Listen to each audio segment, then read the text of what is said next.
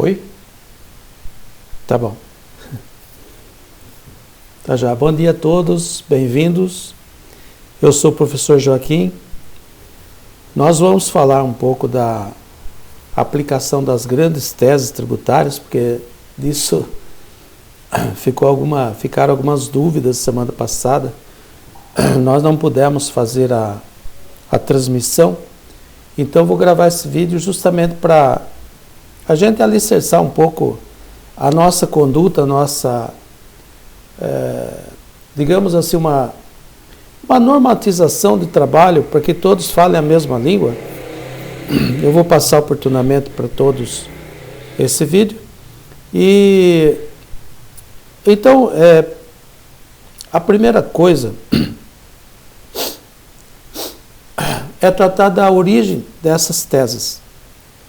São ao todo 6 teses, mas elas podem se estender para outras teses, mas nós vamos discutir aqui as que já estão sendo reconhecidas nos tribunais superiores através de repercussão geral ou julgamento em recurso repetitivo pela STJ. Bem, como surgiram essas teses?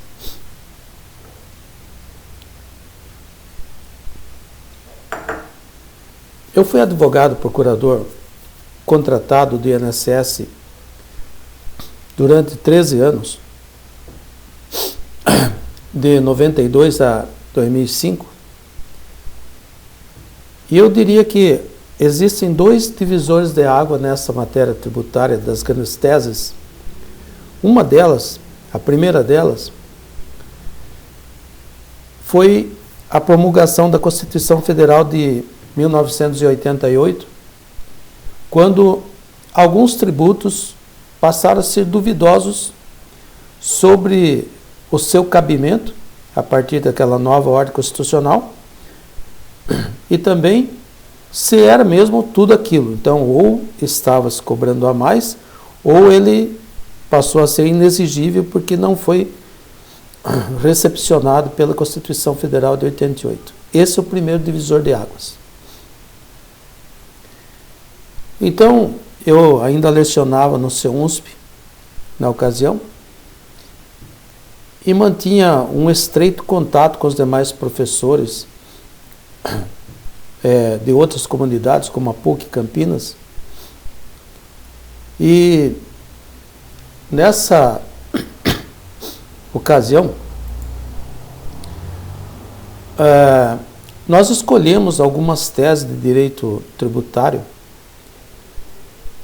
cujos altos valores agregados teriam um forte impacto na economia através da otimização do fluxo de caixa dessas empresas contribuintes.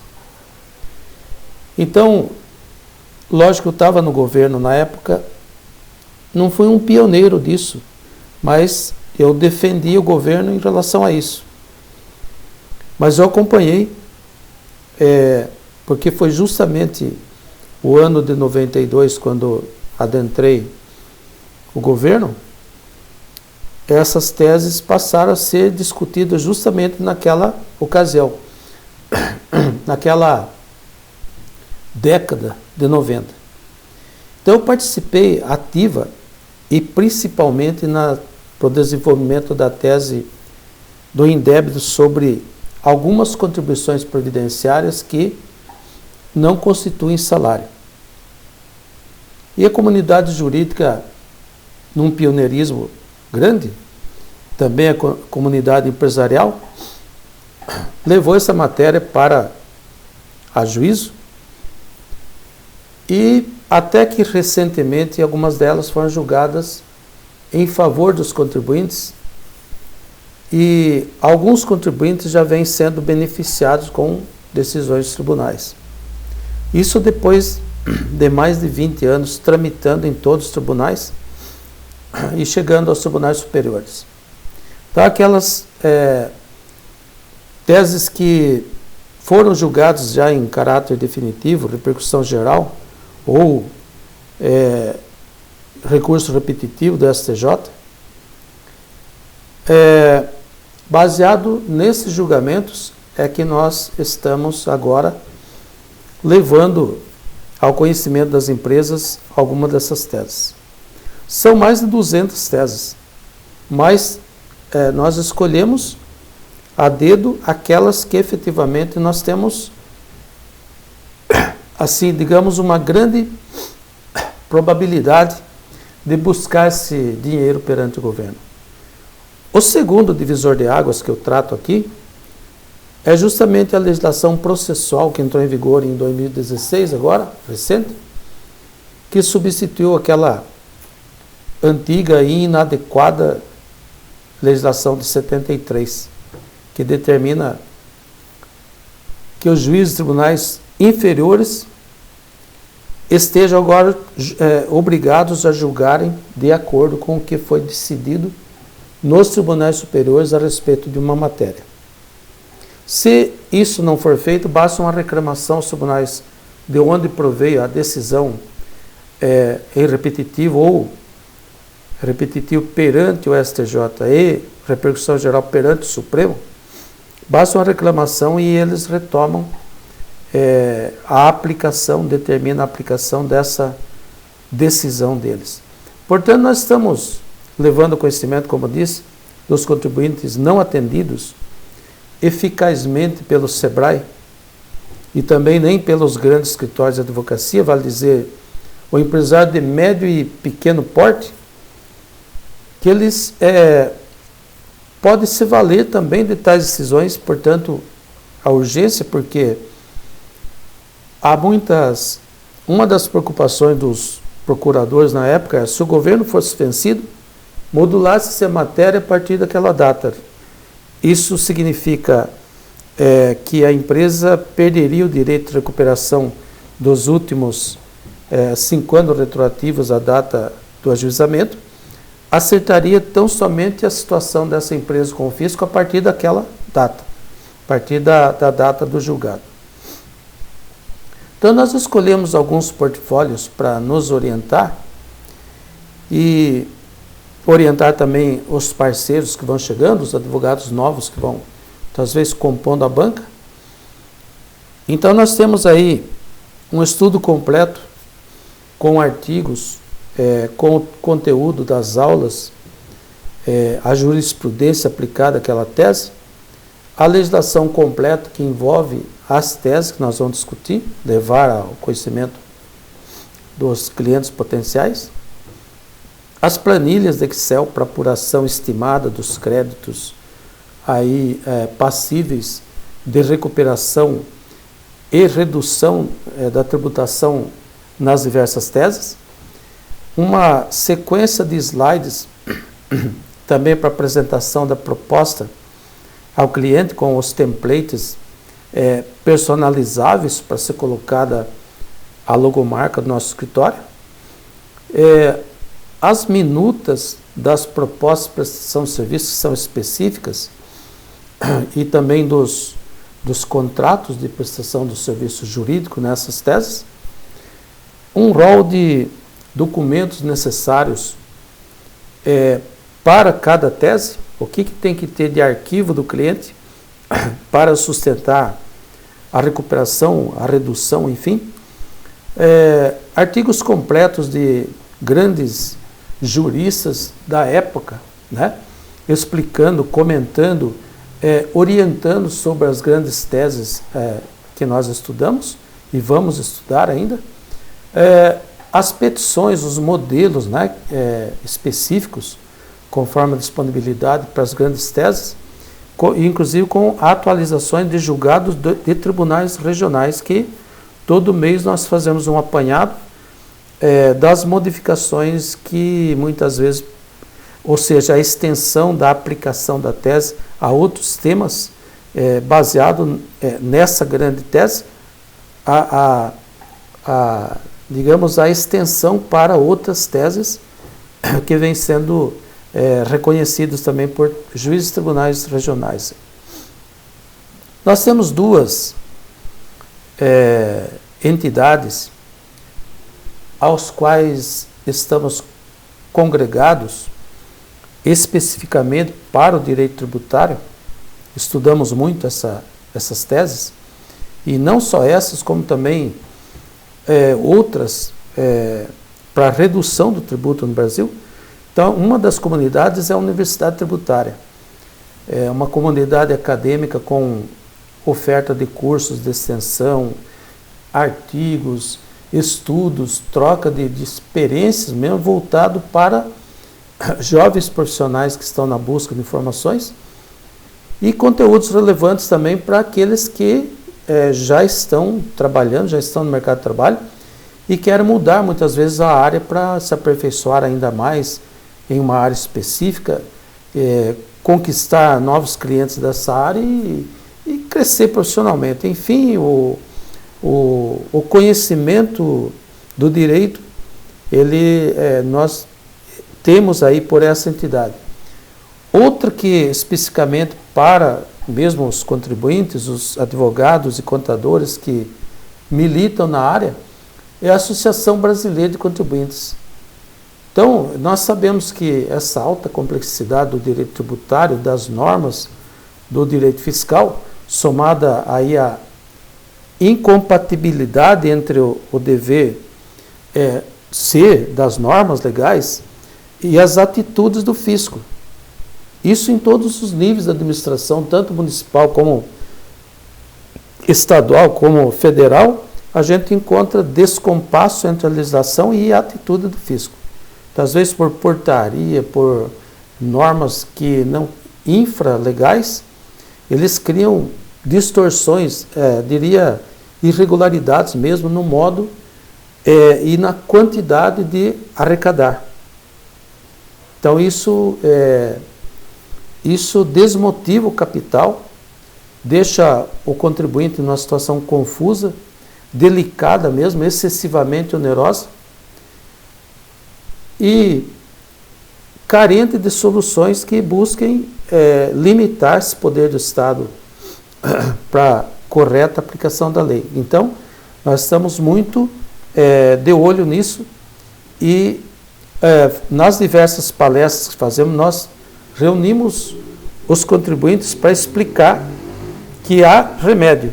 Então, nesse momento, mostra-se necessária e oportuna a atuação da Associação Brasileira dos Contribuintes, a ABCONT, com essa, diria, nobre missão de promover aí essa justiça, a melhor justiça entre o fisco e o contribuinte. Isso é um trabalho social que nós fazemos, porque o dinheiro está lá no arquivo morto da empresa, do contribuinte. Então, nós numeramos essas teses, e dentre as teses que chegaram aos tribunais superiores, com robusta jurisprudência, que se baseiam em recursos repetitivos e julgados com repercussão geral em favor dos contribuintes, uma delas é justamente a redução e recuperação do INSS sobre a folha de salários. Então, na ocasião, se questionava o indébito daqueles 20% da contribuição previdenciária sobre algumas verbas, tais como aquelas que não integram o salário, como, digamos, o auxílio alimentação, o auxílio maternidade, o excedente de horas extras, 1/3 de férias, aviso prévio indenizado, auxílio doença. E a comunidade jurídica, na época e bem atual, não parou por aí e passou a questionar também essa mesma incidência sobre outras verbas pagas aos empregados, e atualmente com jurisprudência em construção pelo país, com o reconhecimento de alguns tribunais regionais e já algumas reconhecidas, além daquelas pelos tribunais superiores. Isso é muito bem acompanhada pela nossa comunidade para podermos justamente dar maiores subsídios à nossa banca e aqueles que nos procuram aí para uma consultoria, em relação a essas grandes teses e outras teses que vão surgindo aí pelo país. A segunda tese que nós vamos trabalhar, e é um tanto urgente, hoje nós estamos em junho de 2019 e tem um embargo declaratório oposto, um recurso oposto pela Fazenda Nacional, visando justamente a modulação desta tese. Portanto, a urgência de levar ao conhecimento de todos o direito que cada contribuinte tem de promover a recuperação dessa verba, que é a exclusão do ICMS da base de cálculo do PIS e da COFINS. Então, aí causa uma redução imediata, ou quase que imediata, a partir de uma liminar, e a recuperação de valores referente aos 5 anos retroativos. Então, para se ter uma ideia aqui, uma empresa que fatura, uma empresa pequena que fatura 1 milhão por mês, ela tem aproximadamente 600 mil, de 400 a 600 mil, para recuperar de PIS, COFINS, porque a cobrança incidiu também sobre o ICMS, que não é receita da empresa. Atrás disso, então, embora tenha decidido sobre o ICMS, mas a tese se aplica, se estende a IPI e ISS, dependendo da área de atividade em que está, se comercial no caso, ICMS, mas a prestação de serviços e a industrialização de produtos. Então, as empresas submetidas a essa sistemática de recolhimento têm o direito a recolher o PIS/COFINS sem a inclusão da parcela relativa ao ICMS em sua base de cálculo, bem como o direito também à compensação dos créditos correspondentes aos valores que foram pagos indevidamente a esse título nos últimos 5 anos. Agora, esse fundamento é o mesmo, como eu disse, para a exclusão do ICS, do ISS e do IPI, dessa mesma base de cálculo do PIS e da COFINS. E também se estenda para o próprio PIS/COFINS, da sua própria base de cálculo, assim como para fins de redução e recuperação da contribuição previdenciária sobre a receita bruta para os contribuintes optantes da folha de pagamento desonerada. Porque tem a folha de pagamento exonerada, aí é outro caso, nós não vamos falar aqui na tese. A terceira tese que vem à tona é a recuperação dos valores de ISS sobre a alocação de bens móveis. Então, as empresas locadoras de bens móveis vêm sendo submetidas ao pagamento do ISS, o Imposto sobre Serviços, entretanto, não pode sofrer essa incidência porque não se caracteriza como prestador de serviços, havendo, inclusive, manifestação do Supremo Tribunal Federal acerca da inconstitucionalidade dessa cobrança. Então, é muito sério. Isso aqui é muito importante porque ela tem uma segurança jurídica muito alta. Já houve manifestação do Supremo nesse sentido.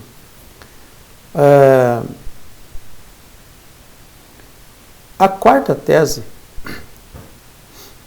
seria a recuperação de ICMS das operações gravadas com substituição tributária. As refinarias de petróleo, como substitutas tributárias, além de recolher o seu ICMS, retém o imposto devido pelos postos revendedores de combustíveis até a chegada do produto ao consumidor final, uma cadeia comercial. O que caracteriza o regime de recolhimento chamado substituição tributária. Essa sistemática por recolhimento do imposto no início da cadeia de circulação do produto parte de uma base de cálculo, diria, presumida através de uma pauta fiscal, que não corresponde ao valor real da saída da mercadoria. Isso gera um recolhimento a maior do imposto, já que o tributo deveria corresponder ao fato gerador realizado pelos substituídos. Não é verdade? Então raciocina comigo. Ainda finda que o contribuinte substituído no início da cadeia pela refinaria suporta maior suporta aí o maior imposto, porque passa a ter um crédito perante o Estado originado a partir dos seguintes itens. A tributação antecipada do combustível em virtude da evaporação, porque tem isso também, tecnicamente, do ponto de vista técnico, tem a evaporação dos produtos. E a inclusão da parcela de preço específica na sua base de cálculo. Isso aqui será melhor explicado quando, na medida que tivermos que explanar a um cliente específico, no nosso tempo que é meio curto, mas basicamente é isso, uma cadeia de circulação da mercadoria, onde tributa-se no início sobre aquilo que pode ser recuperado lá na frente. Mas no caso específico combustível, como eu citei, a evaporação durante o transporte. A evaporação quando abre o tanque. Então perde-se substância, mas o imposto foi cobrado sobre aquilo que há uma presunção de que seja a quantidade do produto final, assim como as perdas de diversas ordens, o que será melhor explanado em outra ocasião. A quinta tese é a recuperação do ICMS oriundo da substituição tributária na aquisição de combustíveis para venda a consumidor final, o ICMS da frota própria. Então aqui mais uma vez a questão dos combustíveis, como exemplo, as distribuidoras de combustíveis extraordinariamente revendem o seu produto diretamente à empresa que consome grande quantidade de combustível. Ocorre que o ICMS incidente sobre combustíveis, que é recolhido antecipadamente pela refinaria, que é o contribuinte substituto, ele é calculado como se fosse haver a circulação da distribuidora para o revendedor varejista e deste para o consumidor final. Então veja o que acontece aqui. Vendendo a distribuidora diretamente ao consumidor final, usualmente empresa de transporte, deixa de existir o último elo da cadeia de circulação. Ou seja, revendedor varejista, consumidor final. Então não há essa operação do vendedor varejista consumidor final, porque a própria empresa de transporte já é o consumidor final. Ocorre aí um bis in idem. Agora, a base de cálculo presumida para a incidência de ICMS, em consideração, que considera toda a cadeia, inclusive aquela que na prática não ocorreu, gera um crédito para as distribuidoras que são juridicamente as contribuintes de fato do imposto, como decidiu o STJ. E nós vamos ver essa decisão ainda em cases específicos. Nós pegamos combustível porque é uma mina, é uma riqueza isso, que os valores são consideráveis. A sexta que vem aí na sequência é a recuperação do ICMS, substituição ST, substituição tributária, pago a maior, devido ao aumento da pauta no mesmo exercício em que foi publicado o ato majorador. Isso corre muito também. Então, o ICMS, que é o tributo que incide sobre a operação geradora de circulação da mercadoria, é exigido com base no valor da mercadoria à época da operação. Concordam? Já o ICMS na substituição, ST, por ser cobrado antes da operação que lhe dá causa, tem como base de cálculo o valor presumido de venda ao consumidor final. Esse valor é determinado pelas autoridades administrativas com lastro em pesquisa de mercado apenas. Então, com a intenção de acompanhar a dinâmica do mercado, as autoridades fiscais modificam o valor da pauta utilizada para o cálculo do ICMS-ST, e isso equivale a uma alteração na base de cálculo, gerando a majoração do gravame, e não levam em consideração a regra da anterioridade tributária. Essa regra diz que o preceito que majorar o tributo só poderá entrar em vigor no início do exercício financeiro seguinte, no ano seguinte, portanto. E aqui é tudo antecipado. Então, de modo que você pode estar raciocinando já, com base nisso, que o cálculo do ICMS-ST pela pauta majorada, em vigor antes do início do exercício financeiro seguinte, é inconstitucional. Contraria a lei tributária, sendo devida a restituição do valor indevidamente pago, equivalente à diferença entre a pauta anterior e a majorada. Concordam? Que também nós vamos desenvolvendo um case prático que já ocorreu e já chegamos lá. Sétima tese seria a recuperação, a recuperação dos valores recolhidos a maior, relativa à inclusão do IPI na base de cálculo do ICMS substituto. Aqui, o IPI, ele vem integrando a base de cálculo do ICMS substituto, pago pelos estabelecimentos em destaque de IPI constante da nota fiscal de entrada na empresa.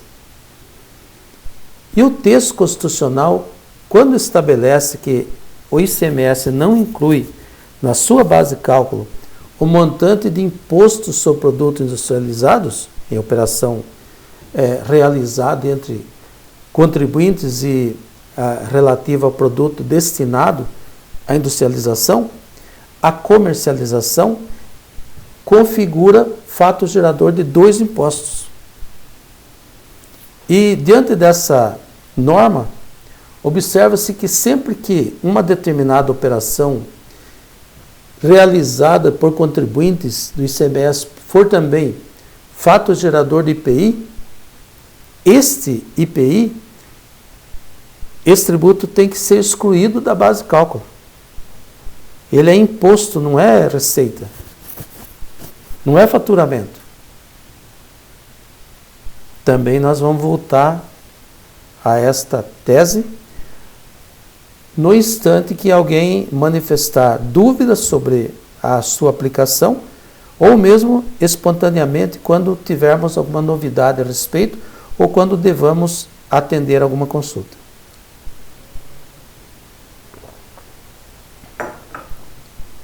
Oitavo, recuperação da multa dos 10% sobre o FGTS em caso de demissão do empregado sem justa causa.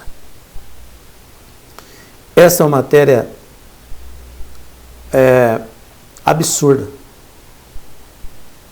O Supremo Tribunal Federal, embora tenha reconhecido a repercussão geral de recurso que discute a constitucionalidade da cobrança desse adicional nas multas do Fundo de Garantia, no caso aí da demissão do empregado sem justa causa, a quantia ainda é paga pelos empregadores e é arrecadada pela União, porque é cobrada em conjunto com a multa dos 40% pago ao empregado demitido. E tais valores podem ser recuperados judicialmente, visto que o adicional foi criado pela Lei Complementar 110/2001 para cobrir uma despesa específica da União, que é a recomposição determinada pelo Supremo daquelas contas vinculadas ao Fundo de Garantia atingidas lá pelos expurgos inflacionários dos planos Verão e Collor, que estão lembrados, né? Collor 1. Então o rombo estava orçado em 42 bilhões de reais. Em 2007, a Caixa Econômica, a gestora do fundo, afirmou em ofício que a arrecadação da contribuição está sendo remetida ao Tesouro Nacional, porque as contas do Fundo de Garantia já não eram deficitárias. 2007. Então a cobrança chegou a ser extinta pelo Congresso em 2013, mas a proposta foi vetada pela então presidente Dilma Rousseff, sob o argumento de que o adicional não poderia ser cortado porque os seus rendimentos estavam sendo usados no financiamento de programas sociais, em especial o projeto Minha Casa Minha Vida. Então, pelo texto do veto, o que se observa claramente é o desvio de finalidade para a qual a contribuição foi originalmente instituída. Em 2015, ao votar, depois do veto, 2015, o ministro Marco Aurélio, Supremo Tribunal Federal, votou pela repercussão geral do tema e lembrou que o Supremo já analisou a constitucionalidade da contribuição no julgamento da ação direta em inconstitucionalidade número 2556 de relatoria do então ministro Joaquim Barbosa. Mas, segundo o ministro, a controvérsia contemporânea envolve definir-se a satisfação do motivo pelo qual foi criada implica a inconstitucionalidade superveniente da obrigação tributária. Moral da história. Tendo em vista o baixo investimento para ajuizar e ainda havendo uma determinada parcela de risco da matéria, recomendamos o ajuizamento desde já do mandado de segurança, com pedido de liminar para deixar de recolher esses 10% junto com a multa que se paga ao empregado e recuperar o que foi efetivamente pago nos últimos 5 anos. Esta é a matéria. Voltemos a isso na medida que alguém tiver dúvida a respeito, ou tivermos que dar aí um parecer para um eventual cliente. 9. Revisão e recuperação do ICMS sobre a TUST paga nas faturas de energia elétrica. Esse tema já é conhecidíssimo nos tribunais, pelas turmas de Direito Público do STJ, que possui jurisprudência conflitante. Placar, se não me engano, os caras 8-3, não é isso? 8-3. Em favor do contribuinte. A decisão mais recente é da segunda turma, que em 21 de abril do ano passado decidiu que ICMS incide sobre a TUSD da conta de energia elétrica. TUSD é distribuição, serviço de distribuição. TUSD, serviço de transmissão. O serviço é devido. O que não é devido, o que se discute aqui, é justamente a incidência do ICMS sobre esse serviço de transmissão e distribuição.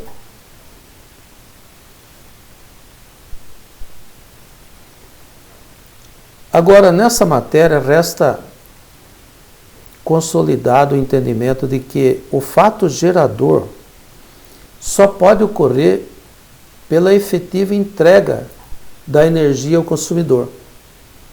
De modo que exigir o ICMS sobre as tarifas que remuneram a transmissão e a distribuição de energia elétrica é fazer incidir o tributo sobre o fato gerador não previsto na legislação, o que viola o princípio constitucional, segundo o qual é vedado à União, aos estados, aos municípios, exigir ou aumentar tributos sem lei que estabeleça.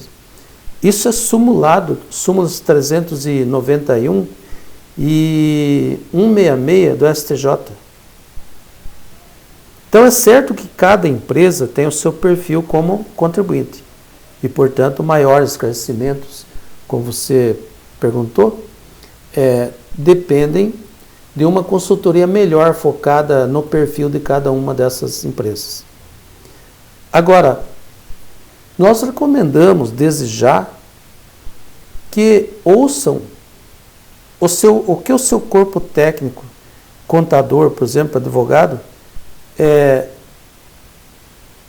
aconselha e com urgência e principalmente com foco sobre tais temas. Por quê? O que acontece aqui, especialmente no que diz respeito a esse TUSD e TUSD, e no que diz respeito a exclusão do ICMS da base de cálculo da PIS/COFINS, é matéria que será julgada, primeiro, esse TUSD e TUSD será julgado em caráter definitivo pelo STJ, porque o STF disse que não há matéria constitucional nela, que não há repercussão geral, e devolveu para o STJ, então a questão será decidida a nível de STJ.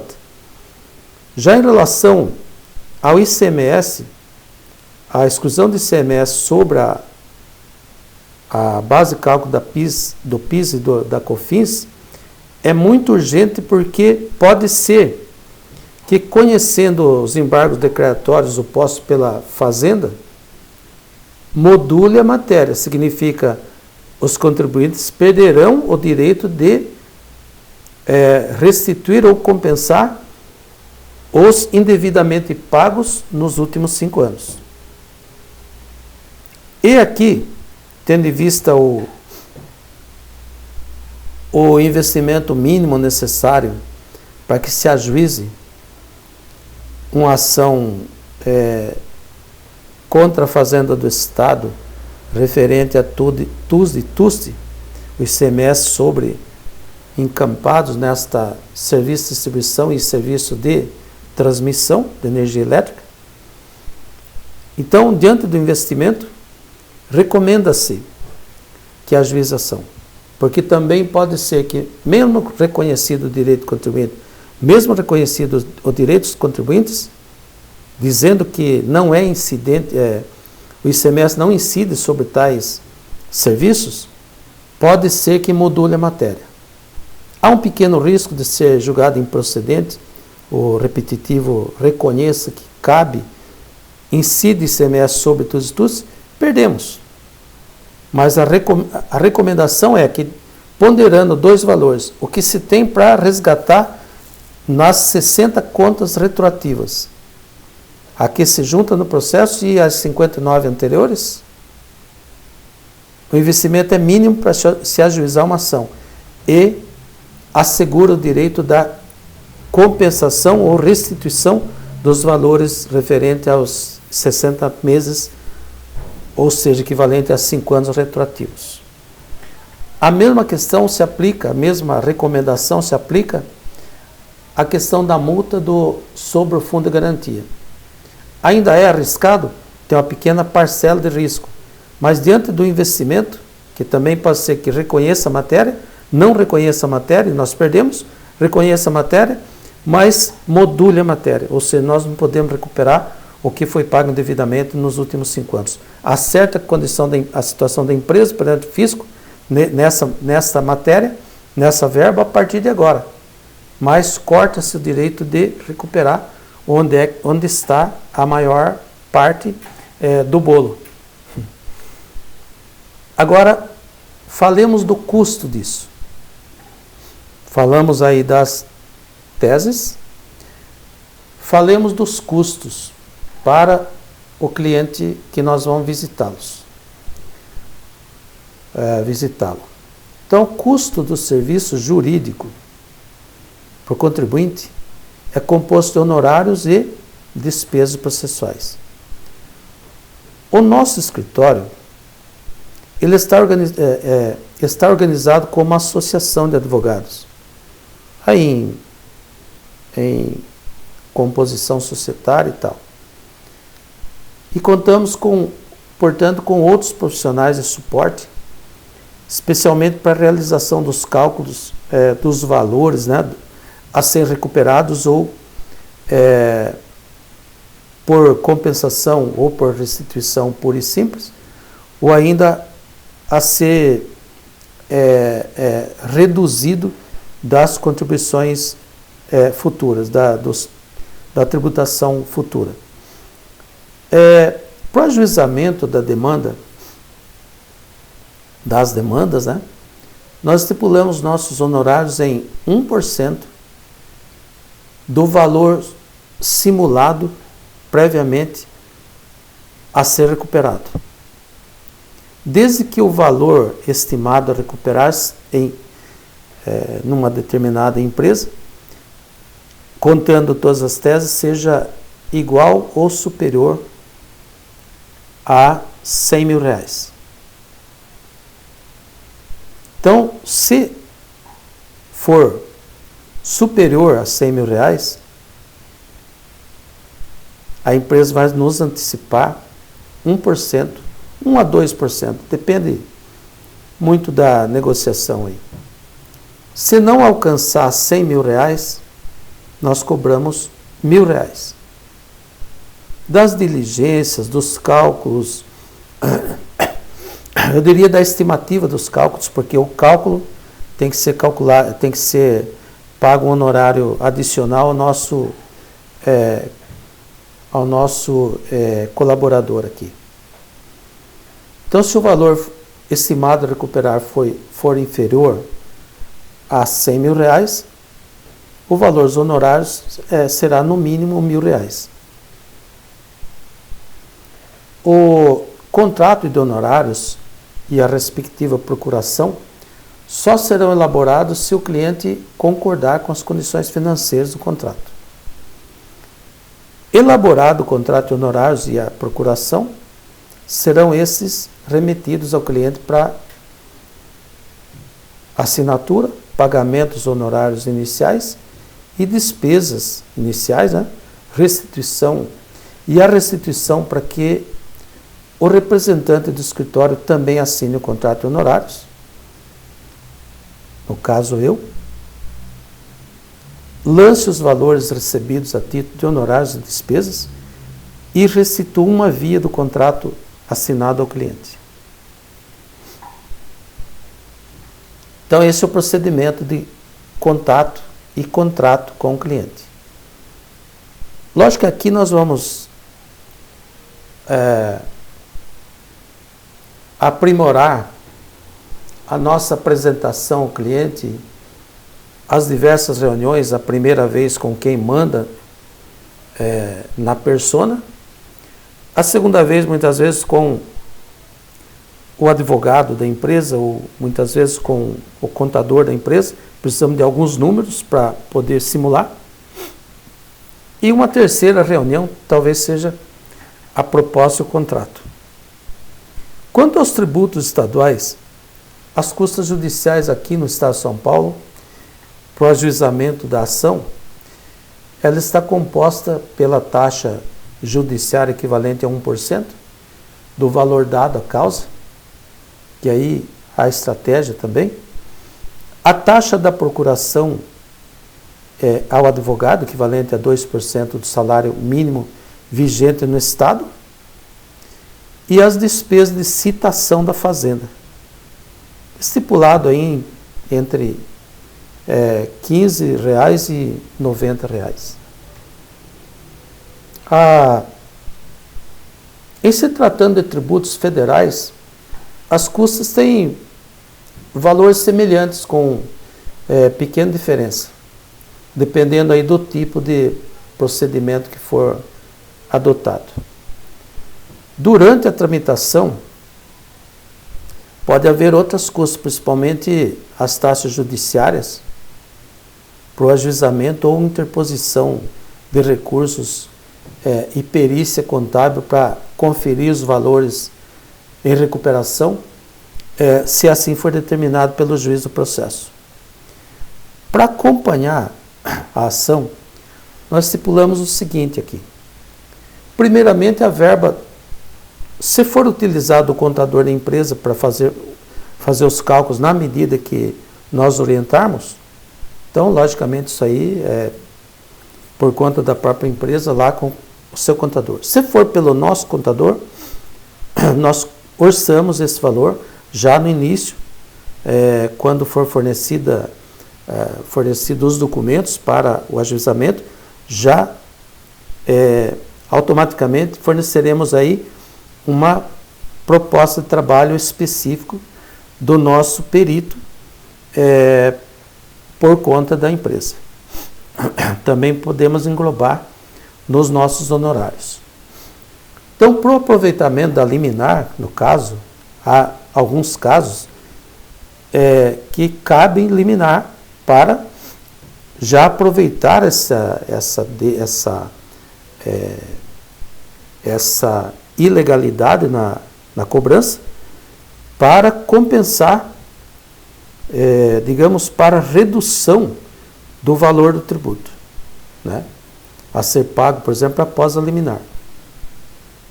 Então, se o cliente optar pelo aproveitamento da liminar para redução imediata, o escritório cobra 20% do valor da redução de cada mês. Enviará o contador da empresa, mandará a prestação de contas e o nosso escritório fará lá a cobrança através de um boleto bancário. Essa é uma hipótese. Digamos que o empresário seja aquele tipo bem conservador e ele vá aproveitar a liminar para consignar o valor da redução ou não optemos pelo não pedido a liminar. Ou seja, ele vai continuar recolhendo e no final, na apuração, na liquidação de sentença, se procedente, a gente apura toda a restituição ou compensação integral, tanto do que tinha-se até agora referente a 5 anos, como o que forem pagos a maior no decorrer da lide. Né? Então, nesse caso, nós podemos discutir com ele um prolabore de 10% do valor dos honorários estipulados para o ajuizamento da demanda. Então, se nós cobramos 10%, aliás, 1% lá, nós cobramos agora 0,10% daquele valor. 10% daquele valor. É isso, né? Então, lá cobramos 1.000. Aqui nós cobramos um prolabore de 100. Isso capitaliza a banca. Eu estou falando aqui para as pessoas que estão conosco, para os profissionais, contadores, advogados que estão conosco.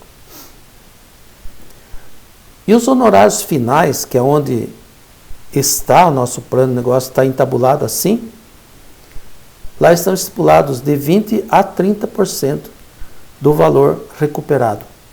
por ofício requisitório ser inferior a 40 ou 60 salários mínimos, respectivamente, para o tributo estadual ou federal. No estadual 40%, até 40 salários mínimos, é ofício requisitório com prazo de 2 meses para pagar. O Estado de São Paulo não está pagando nada. Tem região que paga, tem região que não paga. Então passa anos e anos aí e não paga. Ofício requisitório. Superior a 40 salários mínimos é precatório. Aí pior ainda. Mas a pessoa pode repassar esse precatório no mercado. No federal, o limite é 60 salários mínimos. Até 60 salários mínimos, portanto, ofício requisitório. E a União paga, está pagando seus precatórios requisitórios. Acima de 60 salários mínimos, precatório. Então aí, precatório é um pouco moroso também, mas a previsão é a liquidação no exercício seguinte ao da expedição do precatório, ao da requisição. Então é isso. Eu aguardo eventuais dúvidas por parte do quadro. Essa matéria está atualizada até hoje, no caso. E estamos aí em junho. E na medida, todos os meses nós vamos aprimorando essa matéria. No próximo encontro nós vamos discutir uma petição inicial para uma tese, e assim sucessivamente. E vamos aguardar no decorrer da semana as dúvidas que vocês tiverem. Muito obrigado, um abração a todos. Bom fim de semana.